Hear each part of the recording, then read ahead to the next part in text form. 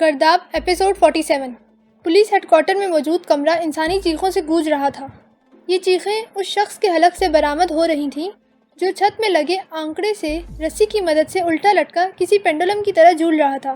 ایک تو لٹکنے کی اذیت، دوسرا قریب کھڑے سادہ لباس پولیس والے کے ہاتھ میں موجود بیت کی مسلسل حرکت جس کا نشانہ اس کی پیٹھ تھی۔ وہ چیخیں نہ مارتا تو کیا کرتا، لیکن اس کی چیخیں سن کر کمرے میں موجود کسی شخص کا دل نہیں کانپ رہا تھا۔ وہ شخص اس لائق ہی نہیں تھا کہ اس پر رحم کیا جائے۔ اس کی گردن پر اتنی معصوم زندگیوں کو برباد کرنے کا بوجھ تھا۔ اگر ان لوگوں کو اس سے چند اہم معلومات حاصل نہ کرنی ہوتی تو وہ اس وقت پیروں کے بجائے گردن کے بل لٹکا ہوتا۔ وہ شخص الماس گرو تھا جسے وہ لوگ بڑی جدوجہد کے بعد ڈھونڈنے میں کامیاب ہو سکے۔ سندرام کی کوٹھی سے نکلتے ہی سجاد رانا نے اپنے سسر آئی جی مختار مراد کے ساتھ مل کر شہر بھر کے خواجہ سراؤں پر حلہ بول دیا۔ شینا کے اغوا کے سلسلے میں خواجہ سراؤں کے ملوث ہونے کا معلوم ہونے پر پہلے ہی ان لوگوں کی شامت آئی ہوئی تھی۔ اب تو گویا ان لوگوں پر مصیبت ہی ٹوٹ پڑی۔ کئی مظلوم اور بے قصور لوگ بھی ان کی کارروائی کی زد میں آئے۔ جو بھی شخص ذرا مشکوک لگا اسے گرفتار کر کے تھانے میں بند کر دیا اور اس سے بے حد سختی کے ساتھ پوچھ گچھ کی جا رہی تھی۔ پولیس کی یہ کارروائی میڈیا کے نظر میں بھی آ گئی اور وہ لوگ خواجہ سراؤں کے ہمدرد بن کر پولیس کے خلاف کھڑے ہو گئے۔ کل شب بھی شہر کے بہت سے خواجہ سراؤں نے میڈیا کے افراد کے ساتھ مل کر پریس کلب کے سامنے احتجاجی مظاہرہ کیا تھا۔ کئی رپورٹرز آئی جی اور ڈی آئی جی سے رابطہ کر کے اس صورتحال کے بارے میں معلومات حاصل کرنے کی کوشش کر چکے تھے، لیکن انہیں کوئی واضح جواب نہیں دیا گیا۔ سجاد رانا اور مختار مراد دونوں پر ایک ہی جنون سوار تھا جس کے باعث وہ کسی تنقید اور مخالفت کو خاطر میں نہیں لا رہے تھے۔ یہاں تک کہ صبح وزیر اعلیٰ کی طرف سے آنے والی کال کو بھی انہوں نے نظر انداز کر دیا۔ انہیں یہ کہہ کر تسلی دی گئی کہ بہت اہم اور ٹاپ سیکرٹ معاملے کی چھان بین کے لیے یہ کارروائی ناگزیر ہے۔ مسلسل تحقیقات کے نتیجے میں جو حالات سامنے آ رہے تھے اس سے یہ بات صاف ہوتی دکھائی دے رہی تھی کہ واقعی معاملہ بہت گمبھیر ہے۔ اس گمبھیر معاملے کی تہہ تک پہنچنے کے لیے وہ سب سرگرم تھے۔ ذاتی دکھ نے ان کی سرگرمی کو مہمیز کر کے بہت تیز کر دیا تھا۔ مفرور گرو الماس تک رسائی اسی سرگرمی کی وجہ سے ممکن ہو سکی۔ اس سلسلے میں انہوں نے نگار کا تعاون حاصل کیا۔ اسے خواجہ سراؤں کے کئی ایسے ٹھکانوں کا علم تھا جن کے بارے میں پولیس بھی کچھ نہیں جانتی تھی۔ اسی کی مدد سے وہ گرو الماس کو ڈھونڈتے رہے۔ نگار کی نگرانی اور مدد کے لیے دو پولیس والے خواجہ سرا کا روپ دھار کر اس کے ساتھ ساتھ رہے۔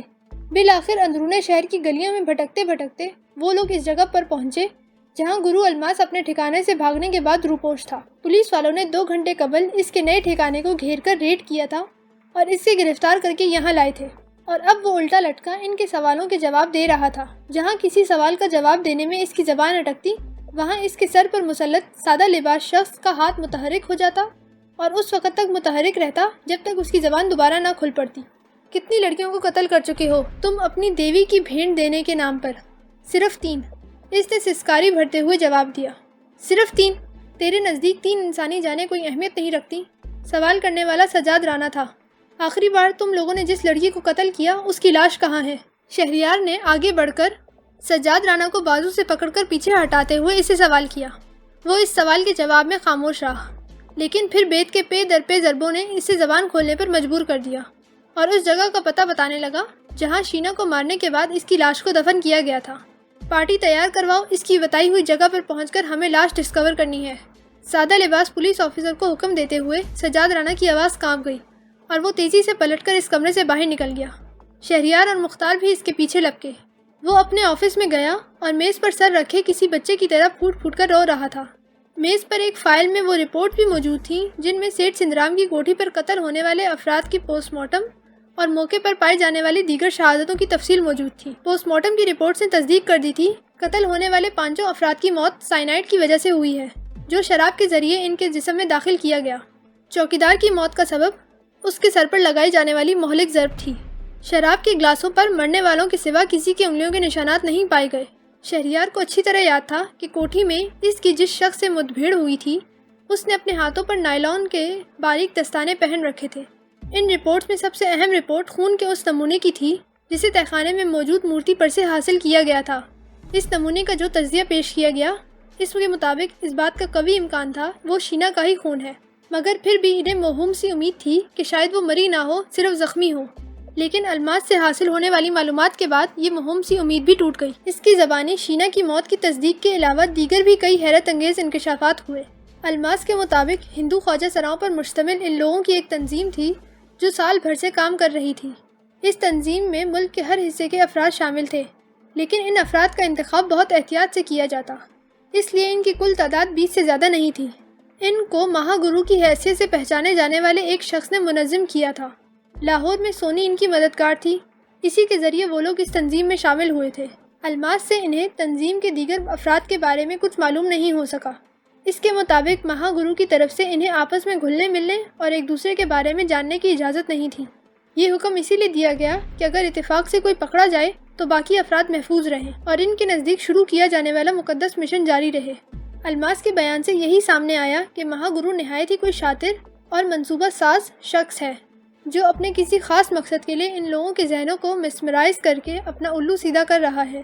اس خیال کو تقویت الماس کی بتائی ہوئی بات سے ہی ملی کہ وہ اپنے گروہ میں شامل خوبصورت اور جوان خواجہ سراؤں کو شوقین افراد کی دل بستگی کے لیے بھیجتے تھے۔ ان لوگوں کو یہ حکم دیا جاتا کہ جب بھی کسی ایسے شخص کے پاس جائیں تو خلوت اور جلوت دونوں سے پیش آنے والی معمولی سے معمولی بات کا دھیان رکھیں اور اس کی تفصیلی رپورٹ دیں۔ ہر گروہ کا گرو یہ رپورٹس مہا گرو تک پہنچ جاتا۔ مہا گرو ان معلومات کا کیا کرتا انہیں علم نہیں تھا۔ مہا گرو کی شخصیت بڑی پراسرار تھی، وہ اپنی مرضی سے ان سے ملاقات بھی نہیں کر سکتے تھے، بس وہ کسی خاص اجتماع کے موقع پر ہی ان کے سامنے آتا۔ اس کے علاوہ باقی دنوں میں وہ لوگ سونی سے ہی رابطے میں رہتے۔ الماس کے کیے گئے ان انکشافات نے ان سب کے ذہنوں کو بری طرح الجھا دیا۔ ان باتوں سے اشارہ مل رہا تھا کہ بظاہر چند مذہبی جنونی خواجہ سراؤں پر مشتمل یہ تنظیم در حقیقت کسی اور مشن پر کام کر رہی تھی۔ خود تنظیم کے ممبران کو بھی صحیح اندازہ نہیں تھا کہ دراصل انہیں کس مقصد کے لیے استعمال کیا جا رہا ہے۔ وہ کٹ پتلیوں کی طرح مہا گرو کے اشارے پر ناچتے اور اس کے مقاصد کی تکمیل کرتے۔ ان لوگوں کو سندرام جیسے نامور شخص کی پشت پناہی تھی۔ اس کی پشت پناہی کے بغیر یہ ممکن نہیں تھا کہ اس کی ملازمہ اس کی کوٹھی پر اس قسم کے اجتماعات کروا سکتی۔ اس کی لاش جس طرح ان خواجہ سراؤں کے ساتھ پائی گئی، اس سے یہ بات مزید واضح ہو جاتی ہے کہ اس کے ان لوگوں کے ساتھ قریبی تعلقات تھے۔ تب ہی وہ ان کے ساتھ مل کر شراب نوشی کر رہا تھا اور یقینی طور پر اسی وجہ سے موت کے گھاٹ بھی اتارا گیا تھا۔ جو بھی افراد ان سب لوگوں کے پیچھے تھے، انہوں نے یہ جان لینے کے بعد کہ سندرام کی کوٹھی اور وہ خود پولیس کی نظروں میں آ چکا ہے، اسے ٹھکانے لگانے میں دیر نہیں کی۔ شینا کا انجانے میں کیا جانے والا اغوا ان لوگوں کے حلق میں اٹک گیا۔ خواجہ سراؤں کے جس گروہ نے اسے اغوا کیا تھا، انہیں خبر نہیں تھی کہ وہ DIG کی بیٹی کو اغوا کر لے جا رہے ہیں اور یہ اغوا ان کے لیے مصیبت بن جائے گا۔ بہرحال منظر پر موجود سارے افراد صفحہ ہستی سے مٹا دیے گئے تھے۔ مفرور الماس کے ذریعے انہیں جو معلومات حاصل ہوئیں وہ نامکمل تھیں، جن کے ذریعے کوئی حتمی رائے قائم کرنا مشکل تھا۔ سندرام کی کوٹھی سے بھی انہیں کوئی کلو نہیں مل سکا، اور اگر کچھ ہوگا بھی تو وہ آگ میں جل کر بھسم ہو گیا۔ حوصلے سے کام لو سجاد، اگر تم اس طرح ہمت ہار بیٹھے تو مریم کو کیسے حوصلہ دو گے؟ وہ دونوں سجاد رانا کے پیچھے کمرے میں آنے کے بعد کچھ دیر تو بالکل خاموش کھڑے رہے، پھر آخرکار مختار مراد نے ہی آگے بڑھ کر اسے حوصلہ دینے کی کوشش کی۔ البتہ اس کوشش میں خود بھی نڈھال نظر آ رہے تھے۔ خود ان کا اپنا غم بھی تو الگ نہیں تھا، انہوں نے بھی اپنی اکلوتی نواسی کو کھویا تھا۔ مجھے سمجھ نہیں آ رہا کہ مریم کو کیسے حوصلہ دوں گا۔ میں تو ہر روز اسے یہ تسلی دے کر گھر سے نکلتا تھا کہ میں شینا کو ڈھونڈ کر اس کے پاس لے آؤں گا، لیکن مجھے کیا معلوم کہ مجھے اپنی بیٹی ایک لاش کی صورت میں ملے گی۔ میں مریم کے سامنے اس کی بیٹی کی لاش لے کر کیسے جاؤں گا؟ یہ وہ سوالات تھے جو ان میں سے ہر ایک کے ذہنوں میں تھے۔ اسے تسلی دینے کے بعد مختار مراد کی اپنی آنکھوں سے بھی آنسو نکل پڑے۔ پولیس کی ملازمت ایسی تھی جس میں ان لوگوں کا دن رات لاشوں سے واسطہ پڑتا تھا۔ دیگر لوگوں کی طرح خود ان کا بھی یہی خیال تھا کہ اتنی موتیں، اتنے حادثات دیکھ چکے ہیں کہ ان کا دل سخت ہو گیا ہے اور ان پر کسی بات کا اثر نہیں ہونے والا۔ لیکن اس وقت جو دھچکا پہنچا تھا اس نے ان کے خیالات کو غلط ثابت کر دیا۔ وہ اپنے دل میں ویسی ہی تکلیف محسوس کر رہے تھے جیسی یقیناً اپنے پیاروں کو کھونے والا کوئی بھی شخص محسوس کر سکتا تھا، بلکہ ان کی تکلیف دوسروں سے دو چند ہی تھی۔ طاقت اور بہت سا اختیار ہاتھ میں ہونے کے باوجود اتنے بڑے نقصان سے کیسے دوچار ہو گئے تھے، انہیں سمجھ نہیں آتا تھا۔ مختار انکل بالکل ٹھیک کہہ رہے ہیں سجاد بھائی، دکھ بے شک بہت بڑا ہے، لیکن اب حوصلے سے اسے سہنے کے سوا ہمارے پاس کوئی چارہ بھی نہیں۔ ہم خود حوصلہ کریں گے تو دوسروں کو سنبھال سکیں گے۔ اس وقت ہمارے شانوں پر جو سب سے بڑی ذمہ داری ہے وہ شینا کے اصل قاتلوں تک رسائی اور اسے کیفر کردار تک پہنچانا ہے۔ مجھے یقین ہے کہ ابھی ہم اس خواجہ سرا الماس کی زبان مکمل طور پر کھلوانے میں کامیاب نہیں ہو سکے۔ اس پر ہمیں مزید کام کرنا ہوگا تاکہ مکمل معلومات حاصل ہو سکیں۔ شینا کی ڈیڈ باڈی ڈسکور ہو جائے تو پھر اس معاملے کو اچھی طرح دیکھتے ہیں۔ شہریار خود بھی شینا کی موت سے بری طرح متاثر ہوا تھا، لیکن اس نے نسبتاً جلد ہی خود پر قابو پا لیا۔ اصل میں تو وہ مابانوں سے حاصل ہونے والی معلومات کے بعد ہی سمجھ گیا تھا کہ شینا قتل کی جا چکی ہے۔ اس کی اب تک یہ ساری بھاگ دوڑ بس اس بات کی تصدیق کے لیے تھی۔ جبکہ سجاد رانا ایک باپ کی حیثیت سے سب کچھ جانچتے بوجھتے بھی امید کا دامن ہاتھ میں تھامے ہوا تھا، اسی لیے اسے خود کو سنبھالنے میں مشکل پیش آ رہی تھی۔ میں ماموں جان کو فون کر کے کہتا ہوں کہ وہ اور آفرین ممانی آپ کے گھر پہنچ جائیں۔ ہم شینا کو لے کر گھر پہنچیں گے، اس سے پہلے مریم بھابی کے پاس کسی کا ہونا ضروری ہے۔ اس نے دیکھا کہ اس کی باتوں کا ان پر خاطر خواہ اثر ہوا ہے اور انہوں نے خود کو کمپوز کرنا شروع کر دیا۔ چنانچہ دوسری طرف توجہ دی اور اپنے موبائل سے آفرین رانا کا نمبر ملایا۔ کہاں ہو تم شیری؟ لاہور میں رہ کر تمہارا کچھ پتہ نہیں چل رہا، اپنے ماموں کی طبیعت بھی معلوم کرنے نہیں آئے؟ اس کی آواز سن کر انہوں نے فوراً شکوے شروع کر دیے۔ سوری ممانی جان، میں بہت مصروف رہا اس لیے نہیں آ سکا۔ آپ ایسا کریں کہ ماموں جان کے ساتھ 1 آدھ گھنٹے میں سجاد بھائی کے گھر پہنچ جائیں، 2-3 دن رہنے کا اہتمام بھی کیجیے گا۔ میں بھی تھوڑی دیر میں وہیں پہنچ رہا ہوں۔ سب ٹھیک تو ہے نا شہریار؟ اس نے اگرچہ اپنا لہجہ نارمل ہی رکھا تھا، لیکن آج کل وہ جن حالات میں تھے اس کے باعث آفرین رانا کا کھٹک جانا کچھ غلط نہیں تھا۔ ابھی میں آپ کو تفصیلات نہیں بتا سکتا، بس آپ میری بات پر عمل کریں اور سجاد بھائی کے گھر چلی جائیں، وہاں آپ لوگوں کی ضرورت ہے۔ اس نے بمشکل یہ چند جملے کہہ کر کال منقطع کر دی۔ اسی وقت میز پر رکھا انٹر کام بجا۔ سجاد رانا اس کی طرف متوجہ ہو گیا۔ دوسری طرف وہی پولیس آفیسر تھا جس کے ذمے انہوں نے پولیس پارٹی تیار کرنے کا کام لگایا تھا۔ وہ انہیں ٹیم کے تیار ہونے کی اطلاع دے رہا تھا۔ کئی دن قبل دفن کی جانے والی لاش کو قبر کھود کر نکالنے کے لیے خصوصی انتظامات کی ضرورت پڑنی تھی۔ ان انتظامات کو کرنے میں تھوڑا سا وقت لگ گیا۔ اوکے، ہم لوگ آتے ہیں، سجاد رانا نے اسے مختصر جواب دیا اور اپنی سیٹ سے کھڑا ہو گیا۔ اب وہ اپنے آپ کو مکمل طور پر سنبھال چکا تھا۔ اس کے رد عمل سے شہریار اور مختار مراد کو بھی اندازہ ہو گیا کہ دوسری طرف کون ہوگا، اس لیے وہ بھی ان کے ساتھ ہی حرکت میں آئے۔ ابھی وہ لوگ کمرے کے دروازے تک پہنچے ہی تھے کہ سجاد رانا کا موبائل بجنے لگا۔ انہوں نے موبائل نکال کر چیک کیا، گھر سے کال آ رہی تھی۔ پہلے اس نے سوچا کہ اگنور کر دے، مگر پھر مریم کی پریشانی کا خیال کر کے کال ریسیو کر لی۔ دوسری طرف سے اسے جو کچھ بتایا گیا اسے سن کر اس کے چہرے کا رنگ بدل گیا۔ ابھی وہ کال سن ہی رہا تھا کہ مختار مراد کا پی اے ایک پولیس آفیسر کے ساتھ تیز تیز قدموں سے چلتا ان لوگوں کے قریب آیا اور مختار مراد سے مخاطب ہوتے ہوئے بولا، سر اطلاع آئی ہے کہ ڈی آئی جی صاحب کے گھر پر حملہ ہوا ہے۔ پولیس کے بروقت پہنچ جانے کے باعث گھر کے افراد تو محفوظ ہیں، لیکن گارڈز اور دیگر ملازمین مارے گئے۔ حملہ آور پولیس والوں کے پہنچنے سے قبل ہی فرار ہو گئے، اس لیے کوئی گرفتار نہیں ہو سکا۔ پی اے کی دی گئی اطلاع سن کر ان لوگوں کو اندازہ ہو گیا کہ سجاد رانا کو فون پر کیا بتایا جا رہا ہے، جسے سن کر اس کے چہرے کی رنگت غیر ہو گئی۔ ہمارے لیے کیا حکم ہے سر؟ پی اے کے ساتھ آنے والے آفیسر نے مستعدی کا مظاہرہ کرتے ہوئے مختار مراد سے پوچھا۔ آئی جی اور ڈی آئی جی کی وہاں بیک وقت موجودگی کے علاوہ اس اندازے نے کہ وہ کسی اپنے نجی معاملے کی تحقیق و تفتیش میں مصروف ہیں، پولیس ہیڈ کوارٹر میں اچھی خاصی کھلبلی مچا رکھی تھی۔ کئی افراد تو اس بات سے بھی واقف تھے کہ سجاد رانا کی اغوا بیٹی شینا کے بارے میں تحقیقات کی جا رہی ہیں۔ شینا کی بازیابی کے سلسلے میں اب تک جتنی بھی کوششیں ہوتی رہی ہیں وہ دیگر افسران کو شریک راز بنائے بغیر ممکن نہیں تھی۔ میں اور میرا پی اے پولیس پارٹی کے ساتھ ڈیڈ باڈی کی ڈسکوری کے لیے جاتے ہیں، جبکہ ڈی آئی جی صاحب اور شہریار گھر جائیں گے۔ تم ڈرائیور کو اطلاع دے دو۔ انہوں نے حکم دیا۔ پولیس آفیسر یس سر کہتا ہوا پلٹ گیا۔ اس دوران سجاد رانا کال سے فارغ ہو چکا تھا۔ آپ کا فیصلہ بالکل ٹھیک ہے، ہم دونوں کو فوری طور پر گھر پہنچنا ہوگا۔ مریم بہت پریشان ہو رہی ہے، اس نے خیال ظاہر کیا ہے کہ حملہ آور اس لڑکی ماں بانوں کی تلاش میں آئے تھے۔ مختار مراد کے فیصلے کی تائید کرتے ہوئے اس نے بتایا تو شہریار چونک گیا۔ ماں بانوں کی تلاش میں کسی کا سجاد رانا کے گھر پر دھاوا بولنے کا ایک ہی مطلب تھا کہ کسی ذریعے سے چودھری افتخار کو اس کی موجودگی کا علم ہو گیا ہے، کیونکہ وہی واحد شخص تھا جسے اس کی تلاش تھی۔ البتہ اپنے اس مقصد کے حصول کے لیے اس نے بے حد جرأت مندی کا مظاہرہ کیا تھا۔ وہ اس بات سے بے خبر تو نہیں تھا کہ اس حملے کے بعد وہ ان لوگوں سے براہ راست دشمنی مول لے گا۔ ایک بار پھر ناکامی۔ اس نے اس لڑکی کے پیچھے اتنا بڑا خطرہ مول لیا کہ تجھے ڈی آئی جی کے گھر میں گھس کر اسے لانے کی اجازت دے دی، اور تو اتنا ہنگامہ مچانے کے بعد بھی خالی ہاتھ آیا۔ اب تیرے پیچھے کتوں کی طرح بو سونگتے ہوئے وہ لوگ مجھ تک پہنچ جائیں گے۔ کڑی ہاتھ آ جاتی تو میں یہ دشمنی بھی ہنسی خوشی مول لے لیتا، لیکن اب تو بالکل بیکار مصیبت اٹھانی پڑے گی۔ کمرے میں ٹہلتا ہوا چودھری افتخار بالے پر برس رہا تھا۔ ایک بار پھر محروم رہ جانے کے احساس نے اس کو اس قدر مایوس کیا تھا کہ مایوسی کی وجہ سے چہرہ ہی مسخ ہو کر رہ گیا۔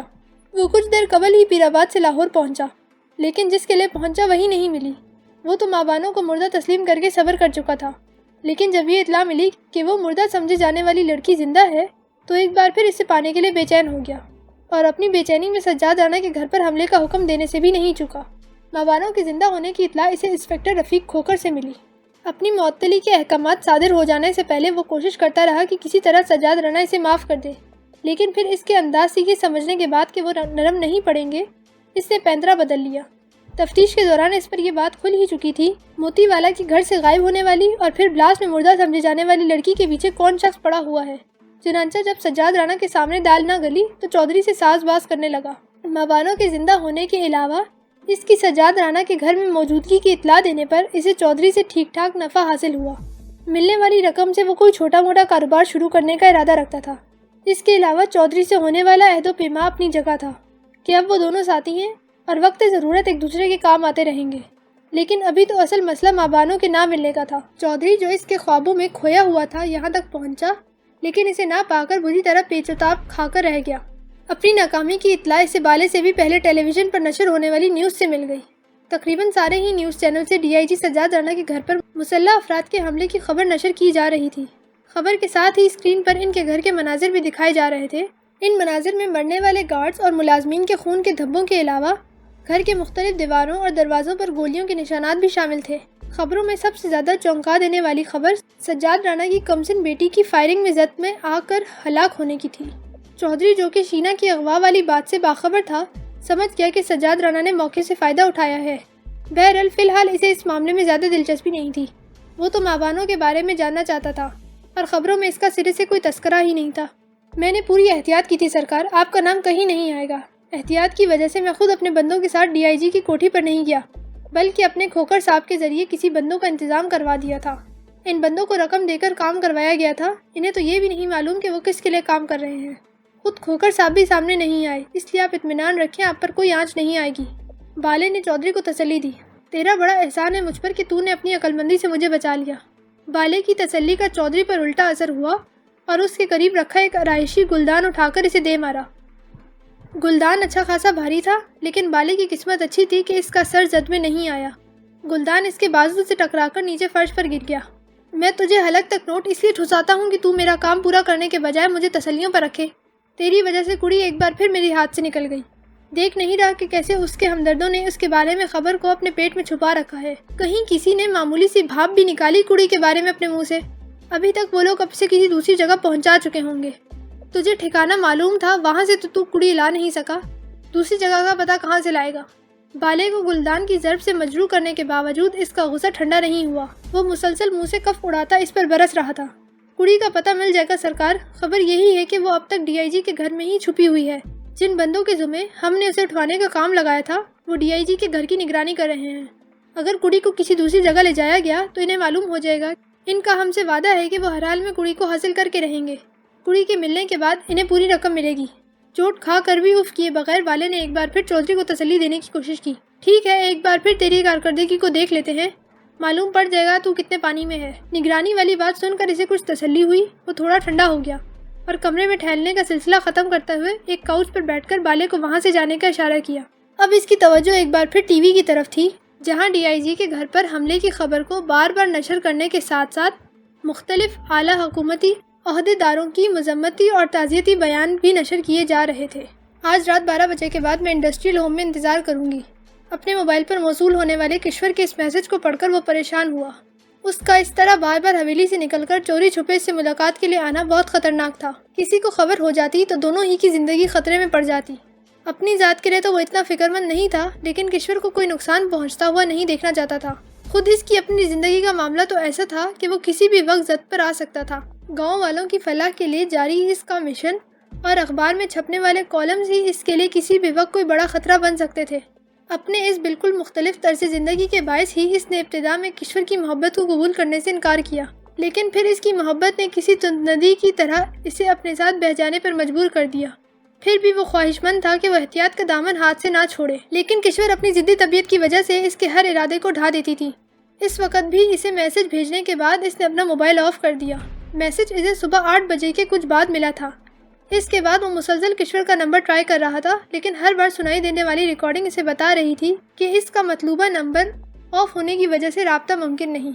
इसने कॉल की तरफ मायूस होने के बाद किश्वर को 2-3 मैसेज भी भेजे कि अगर वो किसी लम्हे अपना मोबाइल ऑन करे तो इसे वो मैसेजेस मिल जाए, लेकिन भेजे गए मैसेज की डिलीवरी रिपोर्ट ना आने पर इसे मालूम हो गया कि किश्वर ने 1 मिनट भी अपना मोबाइल दोबारा ऑन नहीं किया। यकीनी तौर पर वो जानती थी कि इसका पैगाम मिलने पर आफताब की तरफ से इसे रोकने की कोशिश की जाएगी। वो इसकी ऐसी किसी कोशिश को कामयाब नहीं होने देना चाहती थी, इसलिए राब्ते की वाहिद सूरत ही ख़त्म कर दी। इतना यकीन तो इसे भी होगा कि वो लोग झुंझुलाए मुखालफत करें, मगर इसका पैगाम मिलने के बाद आएगा ज़रूर। یہ تو ہو ہی نہیں سکتا کہ وہ اپنی جان کا خطرہ مول لے کر حویلی کی اونچی دیواروں کو خاطر میں لائے بغیر رات کے اندھیرے میں اس سے ملاقات کے لیے پہنچتی اور وہ خود وہاں نہ ہوتا۔ دماغ کے مشورے اور عقل کی سکھائی ہوئی احتیاطیں اپنی جگہ، لیکن جب معاملہ دل کا ہو اور اہل دل کو پاسبان عقل کو رخصت کر کے یا ڈانٹ ڈپٹ کر کے چپ کروانے کے بعد اپنے دل کی ہی ماننی پڑتی ہے۔ اس نے بھی یہی کیا۔ 11:30 بجے تک جب اس کا کشور سے کوئی رابطہ نہ ہو سکا تو اس سے ملاقات کے لیے جانے کے لیے تیار ہونے لگا۔ لباس کے معاملے میں بہت سادہ مزاج ہونے کے باوجود اس وقت اس نے ذرا تکلف سے کام لیا تھا اور اپنا ایک بہترین لباس زیب تن کرنے کے ساتھ ساتھ پرفیوم کا اسپرے بھی کیا۔ اس کے ساتھ ہی رات کو جلدی سو جانے کے عادی تھے، چنانچہ جب وہ 12 بجے کے کچھ قبل گھر سے روانہ ہوا تو ان میں سے کسی کو خبر نہ ہو سکی۔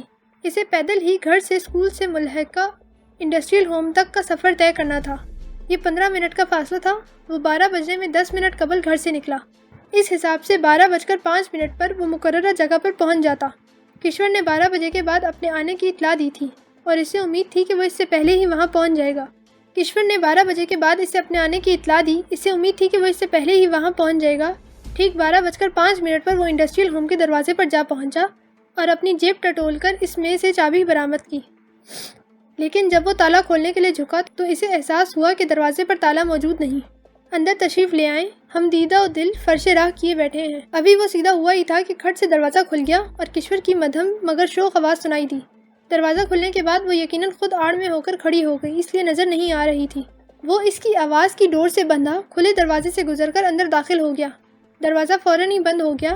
بند دروازے سے پشت ٹکائے وہ ہونڈوں پر مسکراہٹ لیے اسے فاتحانہ انداز میں دیکھ رہی تھی، یوں جیسے اسے بے بس کر کے وہاں بلا لینے پر خوش ہو۔ روشنی کم ہونے کے باوجود وہ اس کے انگ انگ میں دوڑتی سرشاری اور خوشی محسوس کر سکتا تھا۔ بجلی ہونے کے باوجود وہاں روشنی کے لیے صرف ایک موم بتی روشن کی گئی تھی، وہ بھی ایک کونے میں اس زاویے سے گتے کے ایک ٹکڑے کی آڑ میں رکھی گئی تھی کہ اس کی روشنی باہر نہ جا سکے۔ یہ احتیاطی تدابیر ہی تھیں جو یقیناً اس نے اپنی وہاں موجودگی کو صیغہ راز میں رکھنے کے لیے اپنائی تھیں۔ بہت ضدی ہیں آپ، بہت تنگ کرتی ہیں، اس نے مسکراتے دیکھ کر اس سے شکوہ کیا۔ تو اب میں حاضر ہوں، آپ کا جتنا جی چاہے مجھے تنگ کر لیں، اس کی شوق آواز میں بلاوا تھا۔ آپ کو ذرا احساس نہیں کہ اس طرح چھپ کر حویلی سے نکلنا آپ کے لیے کتنا خطرناک ہے؟ کسی کو پتہ چل گیا تو نتیجہ آپ مجھ سے بڑھ کر جانتی ہیں۔ اس کی شوخی کو نظر انداز کر کے آفتاب نے اپنی بات جاری رکھی۔ آپ ٹھیک کہہ رہے ہیں، شاید میں اپنی خواہش کے پیچھے آپ کی زندگی کو داؤ پر لگا دیتی ہوں۔ وہ یکدم ہی اداس ہو گئی۔ غلط رخ پر مت سوچیں، میں یہ سب اپنی نہیں آپ کی وجہ سے کہہ رہا ہوں۔ میں تو پہلے ہی آپ کے ابا جی کی نظر میں معطوب ہوں، لیکن یہ ہرگز نہیں چاہتا کہ آپ اپنے ہاں کی روایت کے مطابق محبت کے جرم میں سزا کی حقدار ٹھہرا دی جائیں۔ کسی کو ذرا سا بھی علم ہو گیا تو آپ کے ساتھ کتنا بدترین سلوک کیا جائے گا، یہ بات آپ مجھ سے زیادہ اچھی طرح جانتی ہیں۔ اسی لیے میں نے آپ سے وعدہ لیا تھا کہ آپ کبھی اپنی زندگی کو خطرے میں ڈال کر چوری چھپے مجھ سے ملنے نہیں آئیں گی، لیکن آپ نے تو اس وعدے کا پاس نہیں رکھا۔ آپ صحرا میں بھٹکتے پیاسے مسافر کی کیفیت سمجھتے ہیں؟ ایسے مسافر کے سامنے اگر ٹھنڈے میٹھے پانی کا چشمہ آ جائے تو کیا وہ خود کو اس پانی سے سیراب کیے بغیر رہ سکے گا؟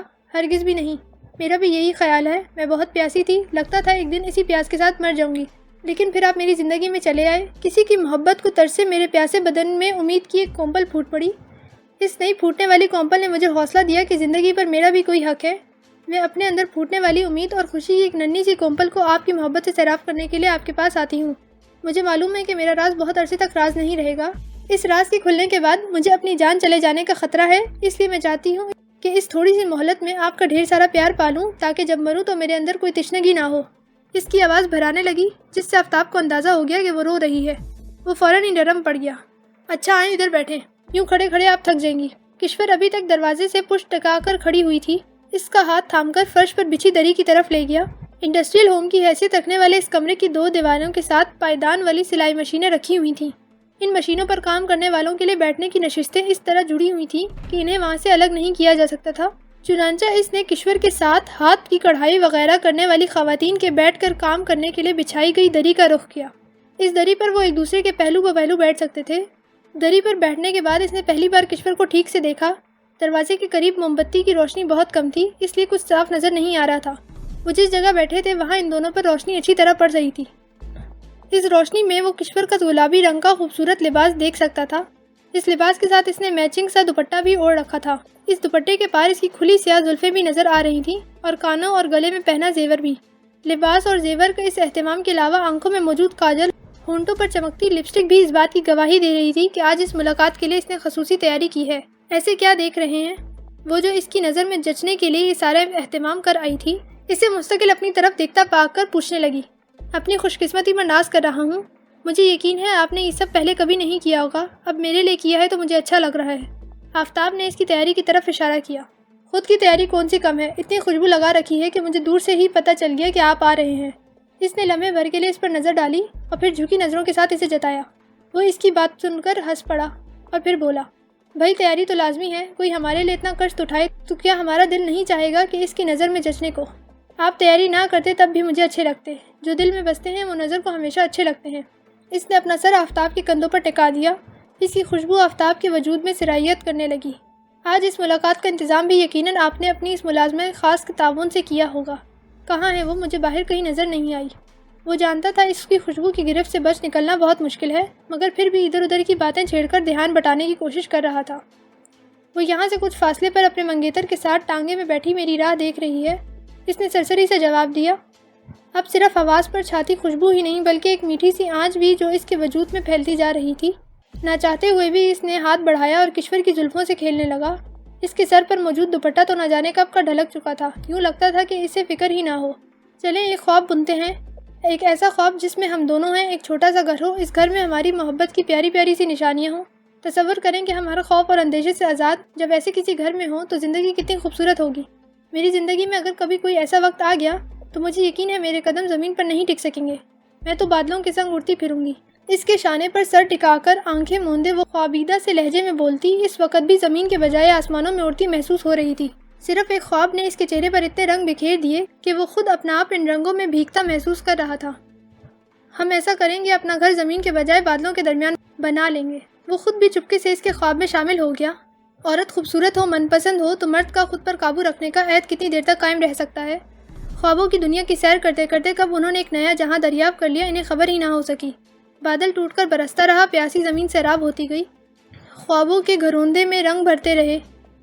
تب کہیں جا کر انہیں ہوش آیا۔ ہوش میں آنے کے بعد ان دونوں کی عجیب سی کیفیت تھی، احساس ندامت تھا جو ایک دوسرے سے نظر نہ ملانے دیتا تھا، مگر ساتھ ہی ایسی سرشاری بھی تھی کہ تن من میں پھول کھلتے محسوس ہوتے تھے۔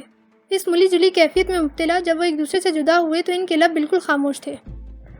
لبوں کو اب کچھ کہنے کی حاجت ہی کہاں رہ گئی تھی، سب کچھ تو کسی اور زبان میں کہا جا چکا تھا۔ اس سب کے بعد اگر زبان کو زحمت گفتگو دی جاتی تو یہ ایک اضافی سی بات محسوس ہوتی، چنانچہ وہ کچھ بھی کہے بغیر وہاں سے رخصت ہو گئے۔